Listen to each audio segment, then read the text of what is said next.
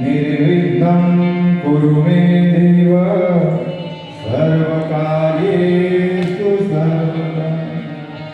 गुरुर्ब्रह्मा गुरुर्विष्णु गुरुर्देवो महेश्वर गुरुर्साक्षात् परं ब्रह्म तस्मै श्री गुरुवे नमः। या देवी सर्वभूतेषु शक्तिरूपेण संस्थिता नमस्तस्यै नमस्तस्यै नमस्तस्यै नमो नमः। राम नाम में लीन है देखत सब मेरा आके पद वंदन करो जय जय श्री जला बोलो जला बोलो वीरबाई माँ बोलो बद्री नारायण भगवान की। तो आज नो पवित्र दिवस આજે એ વીરપુરના જલા બાપાની 145મી પુણ્યતિથિ આપણા કંજલાઈ સાંઈધામની અંદર ચાલી રહેલી મહાવિષ્ણુ પુરાણની કથાની આજે 5મો દિવસ અને આટલા સદભક્તો આટલી વિશાળ વેદની બધા ભક્તો પાલખીમાં આવ્યા અને બાબાને પણ આજે આપણે કથા સાંભળવા લઈ આવ્યા. તો એવા કથાના કથા વ્યાસ પરમ આદરણીય અજય બાપુના ચરણમાં પણ વંદન, વ્યાસપીઠને વંદન. વિશેષમાં આજે વીરપુર ગામથી જો આજે જલા બાપાની પુણ્યતિથિ અને વીરપુરથી જે જલા બાપાની સમાધિ સાચવે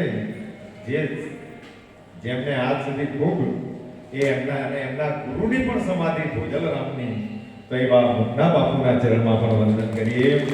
આપણા પર અઢાર જલા બાપાની અને સદગુરુની કૃપા કે આવા પવિત્ર દિવસે આવા શ્રી ચરણો આપણા સાંઈ તીર્થધામની અંદર પડે તો આજે આપણું સાંઈધામ પણ પવિત્ર થઈ ગયું. તેવા શ્રી ચરણમાં આપણા અજય બાપુના પિતાશ્રીના ચરણમાં પણ વંદન કરી લઈએ.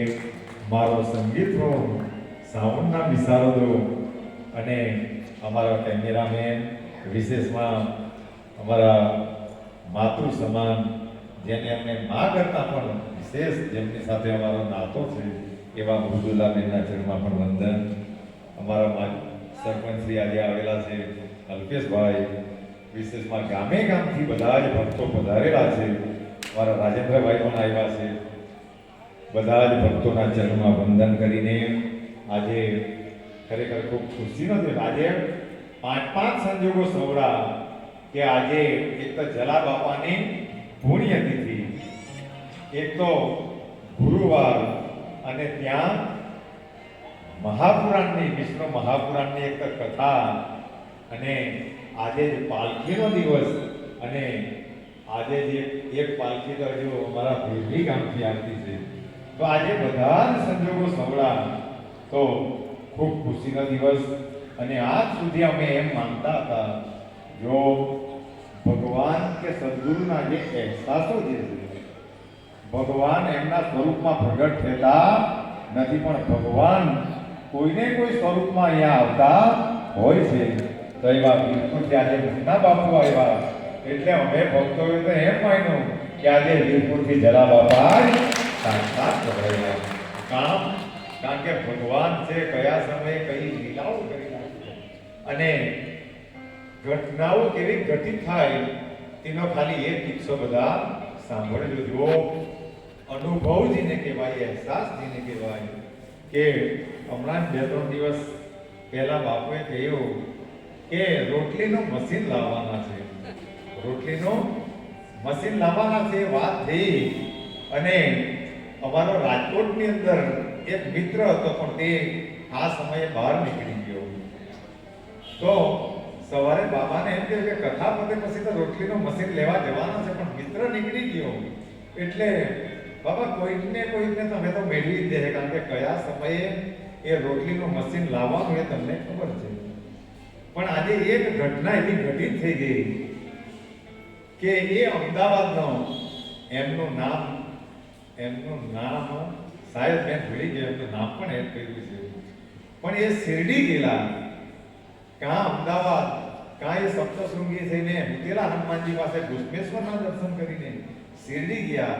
અને આજે સવારે 7:30 વાગે જોગાનું જો ત્યાંથી રસિકભાઈ આવ્યો, આ બાજુથી મેં આવ્યો ને ત્યાંથી એ લોકો આવી ગયા. અને એમ કહ્યું કે અમે થાકેલા બહુ છે, પણ બોર્ડ દેખાયો અને 3 કિલોમીટર ગાડી આગળ નીકળી ગઈ વાંસી પર. પણ પછી એવું થયું કે હા બોર્ડ દેખાયો ત્યાં જવું જોઈએ, તો અહીંયા આવી ગયા. અને એમ કહ્યું કે બહુ થાકેલા છે અમે, અમારી કંઈક સગવડ તમે કરો. તો પેલા શૌચાલયમાં ગયા આવ્યા. અને અમારા ઘરે એમની માં હતી, એ ભાઈ હતો, એમની 2 બહેનો હતી અને એમનો એક બનેવી હતો. 5 જણા હતા. અને ઘરે નાઈ ધોઈને ફ્રેશ થયા, ચા નાસ્તો એમને કરાયો, બાબાના દર્શન કરવા માટે આવ્યા. અને અહીંયા જગ્યા પર બેઠા અને ત્યાં વાતમાંથી વાત નીકળી ગઈ કે અહીંયા સદાવ્રત ચાલતું છે, એટલે અમે રોટલીનું મશીન લેવા કથા પછી રાજકોટ. તો એ ભાઈ એટલો બધો ખુશ થઈ ગયો કે તમે રાજકોટ ન જતા, તમે અમદાવાદ મારી ઘરે આવ્યા કરજો, મારી બાજુમાં મશીનની કંપની. અને એ તો બીજી તો બહુ ઘણી બધી વાતો કહે છે, પણ માણસોને જલા બાપાની જેમ આ કરવાની જે માણસોને ખેવના હોય, તો આવા સમર્થો કેવી કેવી લીલાઓ કરતા હોય. તો આજે એ મહેસૂસ થયું કે આપણે બાઈને કોઈ અતિથિના સ્વરૂપમાં, કહેવાનો મતલબ આ છે, આ ઘટના ઘટી થઈ ગઈ એક વસ્તુ છે, એ બહુ વસ્તુ છે. પણ એના પરથી એક દિલને એવો અહેસાસ થયો કે આપણા બાઈને જે પણ આવે અતિથિના રૂપમાં, ભિક્ષુકના રૂપમાં, સાધુ સંતોના રૂપમાં કે કોઈ વ્યક્તિના રૂપમાં, તો એ ખરેખર આપણા ઘેરે કઈ લેવા નહીં આવે, આપણને આપવા માટે જ આવતા.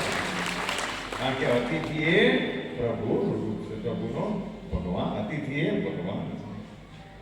આ અહેસાસ છે. એટલે આવી બધી પરમ પવિત્ર વસ્તુઓ આવી સંતોના મુખે, શ્રી મુખે, કથામાંથી અને સત્સંગોમાંથી આ વસ્તુ જાણવાની મળી. અને આપણે જાણીએ બધું જ, પણ એ આચરણમાં પણ બધાએ મૂકવાનું, ત્યારે એ અહેસાસો થાય. મેં તો દવા ગમે એટલી કરોડો રૂપિયાની ગજવામાં મોંઘી દાખલ, પણ જો એ શરીરમાં નહીં જાય તો એ કંઈ પણ ફાયદો કરી શકતી, કારણ કે એ તો એની જગ્યા પર છે. પણ એ જો શરીરમાં જાય તો જ એ ફાયદો.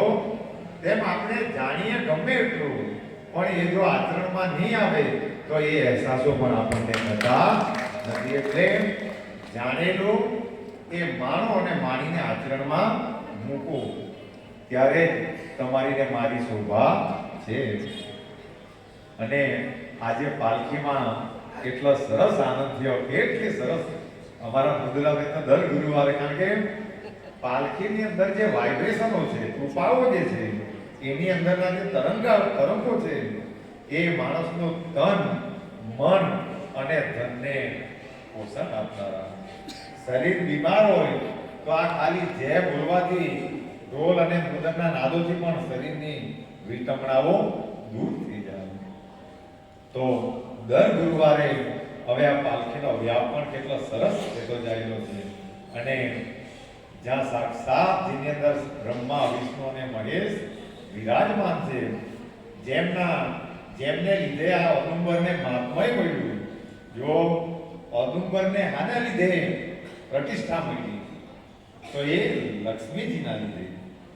એટલે એ ઋષિ સરસ્વતીએ એ લક્ષ્મીજીને આશીર્વાદ આપેલા છે કે આમાં તારો પણ વાસ રહે. તો એ કેમ ઔદુંબર આટલો બધો પૂજનીય છે, તો આપણે કાલે ઋષિ ભગવાનની કથા સાંભળી કે હિરણ્યકશિપુને ભગવાને ચીરી નાખ્યો, પણ એમની અંદર પણ પેટની અંદર કાલકૂટ નામનું ઝેર હતું. એટલે ભગવાને નખથી ચીરી તો લાગ્યો, પણ ભગવાનના નખમાં પણ પીડા થવા લાગી. એ પીડા શાંત નહીં થાય, એટલે એમણે લક્ષ્મીજીને કહ્યું કે અંદર મને આ ઝેર બહુ પીડા આપે. એટલે લક્ષ્મીજીએ શું કર્યું, જો આ ઔદુંબરનું મહાત્મય છે, બધા ધ્યાનથી સાંભળજો. લક્ષ્મીજીએ એ ઔદુંબરના ફળોને, એ અને પાકા ફળોને એક પાત્રમાં લઈને ચીમરી નાખ્યા અને પછી ભગવાનના બંને હાથ અંદર બોળી દીધા. ત્યારે એ પીડા પણ શાંત થઈ ગઈ.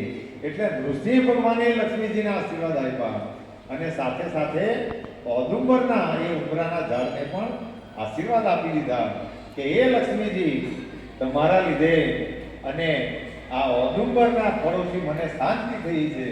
તો જ્યાં મેં ઔદુંબરના ઝાડને પણ આશીર્વાદ આપતો છે કે કળિયુગને તે ભવિષ્યના યુગોની અંદર જ્યારે કળિયુગના ભક્તોને કે માણસોને જ્યારે ગમે એટલી પીડા ઉપડે, હમણાં આપણે કળિયુગમાં જોઈએ કે માણસો શાંત નહીં મળે, કંઈક ને કંઈક દુવિધાઓ અશાંત મન રહે. તો જે માણસોને પીડા ઉપડે એ ખાલી ઔદુંબરના ઝાડની પરિક્રમા કરે તો પણ એમના જીવનમાં શાંતિ થઈ રહે. અને આ પવિત્ર ઝાડમાં સદગુરુનો વાસ તો છે જ, પણ લક્ષ્મી સહિત હું પણ નિવાસ કરીશ અને એનું પૂજન થાય તો એ કલ્પવૃક્ષ સમાન ગણાવે. એને નીચે જઈને જે કલ્પના કરશે એ કલ્પના કરેલી વસ્તુઓ પણ એ કલ્પના મનોકામનાના રૂપમાં પરિપૂર્ણ થશે અને ભક્તોની મનોકામના પૂર્ણ થશે. આજે કદાચ અમારી દીકરી આવેલી પણ હશે, એ વિજયભાઈની દીકરી વલદરાથી, કે શરીર બીમાર હતું પણ પાલખી લઈને એમની પરિક્રમા કરી આજે શાયદ આવેલી છે, મેં જોઈ છે, પ્રત્યક્ષ અનુભવો છે. અને પરિક્રમા કરી અને એક ફળ ખાલી એમના પર પડ્યું તો 10 વર્ષનો રોગ પણ આ ખાલી આની કૃપાઓ છે, એના આશીર્વાદ વરસતા હોય. જ્યારે જ્યારે આપણે સદગુરુ પાસે કે ભગવાનના ફોટા પાસે જતા હોય, મૂર્તિ પાસે જતા હોય અને ત્યાંથી ખાલી ફૂલ પડે તો એ ફૂલ નહીં પડે પણ ભગવાનના આશીર્વાદ આપણા પર ઉતરશે. આ બધી મહેસૂસ કરવાની વસ્તુઓ છે. તો આ અનુભવ એટલા માટે ગયો કે આવા આ પ્રકૃતિ છે એ પણ આનંદ આપનારી છે, એનું પૂજન કરે એટલે એ પણ કલ્પવૃક્ષ બની જતી હોય. તો સમય વધારે થયો છે અને આજે આપણે કૃષ્ણ જન્મોત્સવ પણ ઉજવવાના છે. તો અને આજે તો રાસ પણ, કારણ કે બધા કૃષ્ણ આવવાનો એટલે છેલ્લે રાસ પણ બધાએ જીવનમાં હોવાનું તો છે જ. આપણે આ સુધી ખાલી ખાધું અને ભૂતા, બાકી જીવનનું કલ્યાણ તો બહુ ઓછું કર્યું. વધારે પડતું ખાધું અને વધારે પડતું ભૂતા, પણ હવે આપણે આ શિવરાત્રી પછી જાગવાની જરૂર છે. તો એ તો ઊંઘો તો અમારે એમના એક પાલખી આપતી છે, એ દિવસે જે પ્રવચન કરતા હતા સુભાષભાઈ, ખાલી 2 કલાક ઊંઘે મારા, 2 કલાક ઊંઘે તો પણ આટલો જાગૃત રહી. કારણ કે 2-2:30 વાગ્યા પછી તો આબાદી જ હોય અને ત્યાંથી હુતા નહીં હુતા અને 5 વાગે પાછો એ એમના ટ્યુશન પર નીકળી જાય. કેટલા જાગૃત છે. અને આપણે આટલી બધી ઊંઘ કાઢ્યા કરીએ, બહુ કથામાં બેસીએ તો આપણા બગાહા ચાલુ હોય તો એ આપણી બધાની કમજોરીઓ છે. એટલે જે જાગૃત થઈ જાય એ કોઈ દિવસ બગાસા પણ ખાતો નથી. એટલે શિવરાત્રીને દિવસે અહીંયા વિશાળ ભંડારો પણ સાંજે રાખેલો છે અને તે દિવસે આપણે બધાએ કીર્તન પૂજન કરીને, અરે પૂજામાં નહીં બેહવાના તેઓ પણ સાઈડમાં બેસજો. ભગવાનનું નામ અને ભૂદેવના મુખ દ્વારા જે ઉચ્ચારણો મંત્રોચ્ચારણો થાય કંઈક આપણને સત્સંગોમાં વિશેષ જાણવાનું રહે. એટલે કદાચ પૂજનમાં નહીં બેસાય તો આ જગા પર આવીને બેસે. જેમ બસનો ડ્રાઈવર તો એક જ હોય, પણ કદાચ અંદર બસમાં બેસવા નહીં પડે પણ પાછળથી કદાચ બસ પર ચડી જાય તો આપણને શિરડી સુધી તો પહોંચી જાય. એમ અહીંયા પૂજનમાં તે દિવસે બેસાય કે નહીં બેહાય, ખાલી અહીંયા આવીને બેસી જાઓ તો પણ બધાને ભગવાનનું ધામ તો મળી જ રહે. તો એકવાર ફરીથી બધા જ ભક્તોના ચરણમાં વંદન કરીને, મહારાજશ્રીના ચરણોમાં વંદન કરીશ કે હવે કથાનો પ્રવાહ